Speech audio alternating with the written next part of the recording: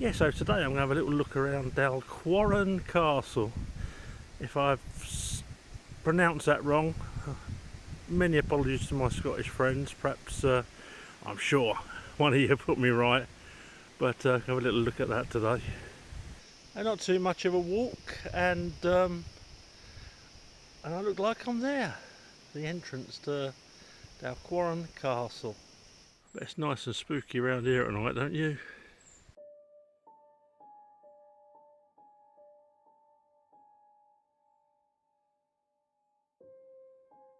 Looks like it might be gated up, so let's see if we can get in or not. Well, it certainly looks locked up, which is a shame.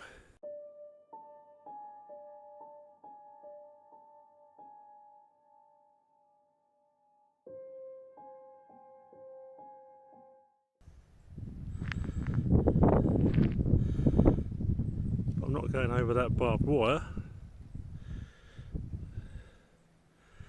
And I'm not going under there. So it just might have been a wasted trip, even though it's great to see the splendour. Can you imagine what that would have been like back in the day? Well, the amount of flies around here, it's disgusting, but if you're prepared to walk through that, if you're a lunatic enough to walk through that, like yours truly, you'll come to this door.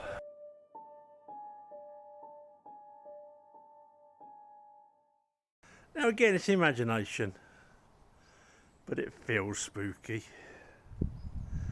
It feels as though you're being watched.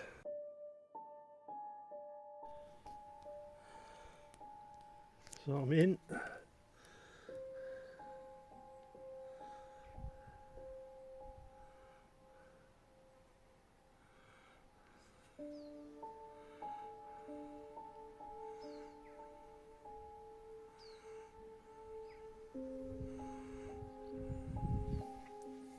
So, Dalquharran Castle, or Dalquharran Castle, I'm sure someone will tell me how it's actually pronounced, is near, well, it's in the village of Dailly, and is believed to be haunted by a woman who killed herself many years ago, with apparitions spotted by people, particularly on foggy mornings in the early hours of the morning. Tell you what, if you're walking around there in the fog in the early hours of the morning, oh, I'd take me out off to you. The Category A listed building in South Ayrshire, Scotland, was designed by Robert Adam and completed around 1790. The first recorded lord of the property, which already included a castle, was Gilbert Kennedy, as stated in a 1474 charter for the nearby Crossraguel Abbey. The estate was later owned by the Kennedy family for centuries.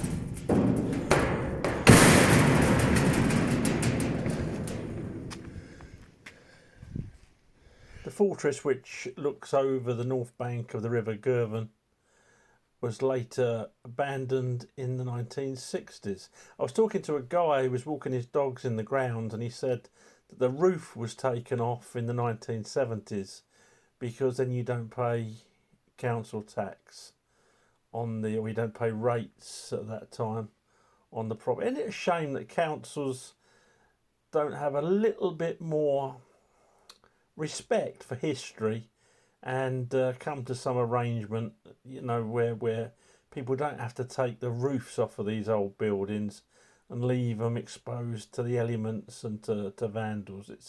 It's a shame. We value nothing unless it's got a monetary figure on it now, do we? It's had all sorts of uses. It's been used as a Scottish youth hostel and was used by the Glasgow Deaf and Dumb Institution during the Second World War. But mainly it's been a private residence. So, beautiful building. And Hope you're enjoying it as well as I enjoyed the visit.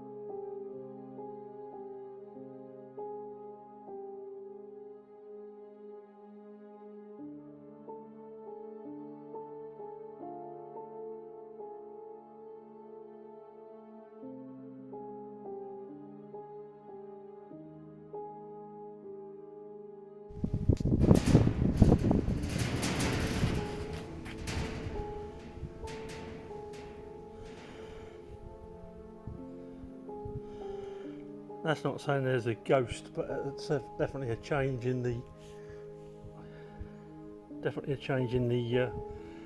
electromagnetism in the place. That's weird because it just like something walks through you. It's just imagination, I'm sure. But whatever this meter does, and I've got a lot of faith in them, I'll be honest. But definitely there was some activity then.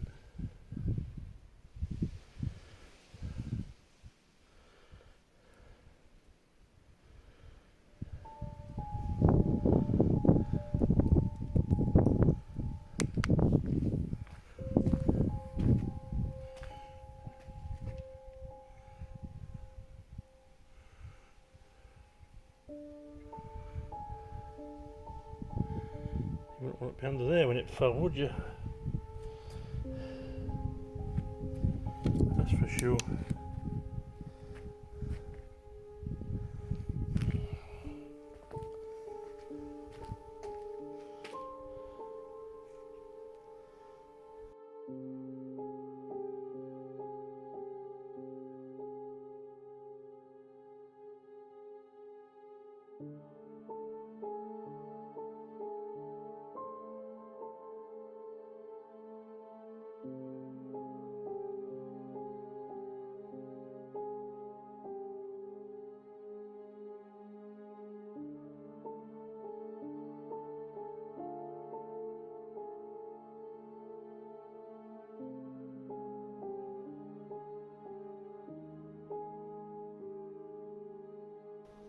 Got to admit, it looks so unsafe that whilst I love doing these YouTube videos for you, I don't want to wind up my mortal coil while I'm doing it.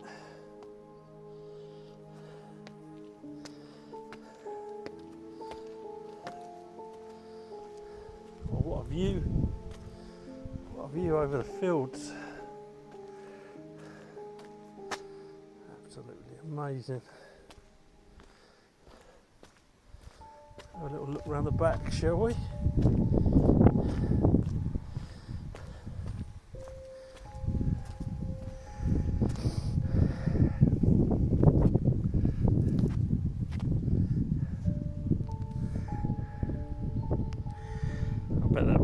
sight in its day, don't you?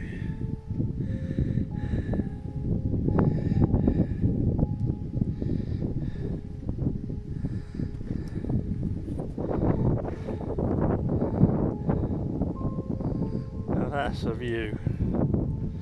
Not the gates, obviously.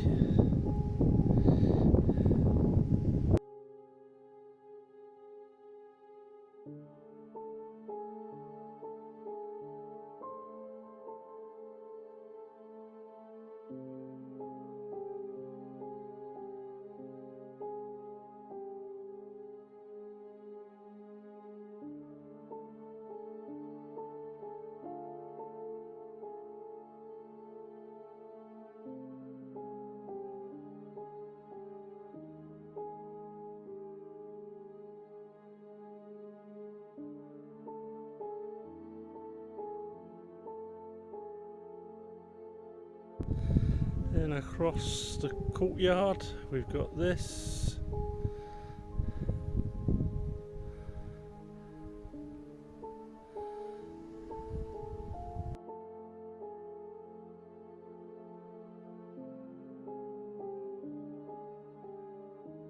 So that's me done.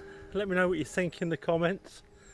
Hope you enjoyed it. It's been a nice run out, and just glad I didn't come around this path at night though, because you know what a scaredy cat I am. Thanks for watching. Please subscribe and throw a like. Thank you. Bye for now.